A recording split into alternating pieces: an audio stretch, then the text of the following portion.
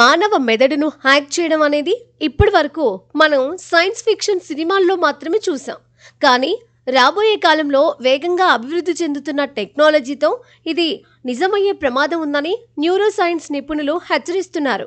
ముఖ్యంగా brain computer interface technology వల్ల ఈ ముప్పు వచ్చే అవకాశం ఉందని వారు ఆందోళన వ్యక్తం చేస్తున్నారు.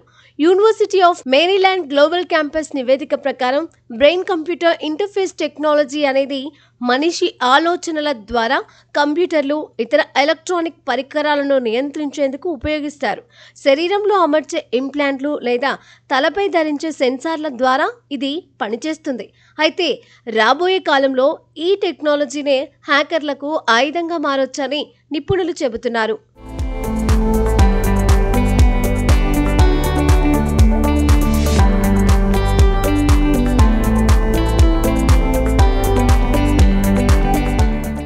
ఈ టెక్నాలజీ ద్వారా మెదడు నుంచి కంప్యూటర్కు వెళ్లే డేటాను హ్యాకర్లు అడ్డగించి మన ఆలోచనలను చదివే ప్రమాదం ఉందని పరిశోధకులు హెచ్చరిస్తున్నారు.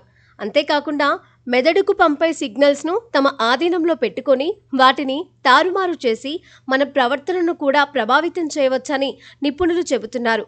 ఈ టెక్నాలజీ కారణంగా న్యూరో ప్రైవసీ అనే కొత్త సమస్య పుట్టుకొచ్చిందని, మానవ మెదడులోని డేటా బయటకు తెలిస్తే వారి అనారోగ్య సమస్యలు, వ్యక్తిగత ఆలోచనలు ఇతరులకు తెలిసిపోతాయని, అలాంటి పరిస్థితులు మానసిక స్వేచ్ఛకు ఉల్లంఘనగా పరిగణించబడతాయని, ప్రతి మానవుడికి తమ ఆలోచనలపై నియంత్రణ, గోప్యత ఉండే హక్కును కల్పించాల్సిన అవసరం ఎంతగానో ఉందని కొన్ని నివేదికలు నొక్కి చెప్పాయి. అయితే ప్రస్తుతానికి మానవ మెదడును కంట్రోల్ చేసేంత శక్తివంతమైన టెక్నాలజీ ఇంకా అందుబాటులోకి రాలేదని యునెస్కో కొరియర్ పేర్కొంది. కానీ వేగంగా అభివృద్ధి చెందుతున్న టెక్నాలజీతో భవిష్యత్తులో ఇలాంటి పరిస్థితులను ఎదుర్కొనేందుకు నిపుణులు న్యూరో సెక్యూరిటీ అనే కొత్త టెక్నాలజీని అభివృద్ధి చేస్తున్నట్లు తెలిపింది. హ్యాకర్ల నుంచి కంప్యూటర్ వంటి పరికరాలను కాపాడే సెక్యూరిటీ సిస్టమ్స్ మాదిరి ఇది పనిచేస్తోందని తెలిపింది.